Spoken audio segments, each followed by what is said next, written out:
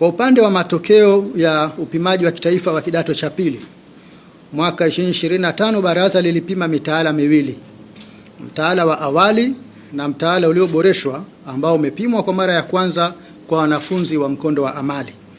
Ufaulu wa jumla kwa watahiniwa wa shule ni 86.93 sawa na wanafunzi 705,091, ambapo kati yao wavulana ni 312,492 sawa na 88.28 ya wavulana waliofanya upimaji, na wasichana ni 392,599 sawa na 85.89 ya wasichana waliofanya upimaji huo.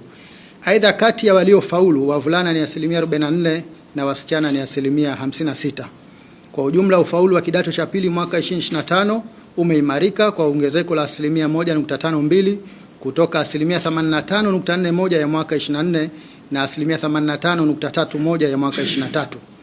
Kwa kuzingatia mitaala, wanafunzi waliosoma kwa mtaala ulioboreshwa wamefaulu 1975 sawa na 89.85, na wanafunzi waliosoma mtaala wa awali wamefaulu 703,116 sawa na 86.93.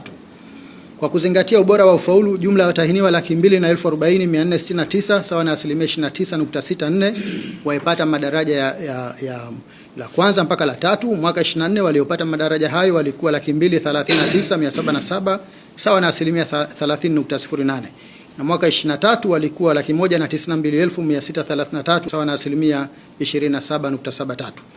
Idadi ya wanafunzi waliopata division 1 mwaka 25 ni 78,309 sawa na 9.65. Waliopata division 1 mwaka 24 walikuwa 77,772 sawa na 9.76, na mwaka 23 walikuwa 58,180 sawa na 8.37.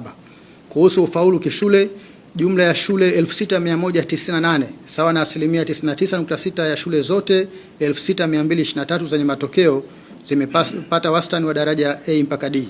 Idadi ya shule zilizofaulu kwa daraja A zimeongezeka na kufikia 177 mwaka 25 kutoka 155 mwaka 24 na 96 mwaka 23.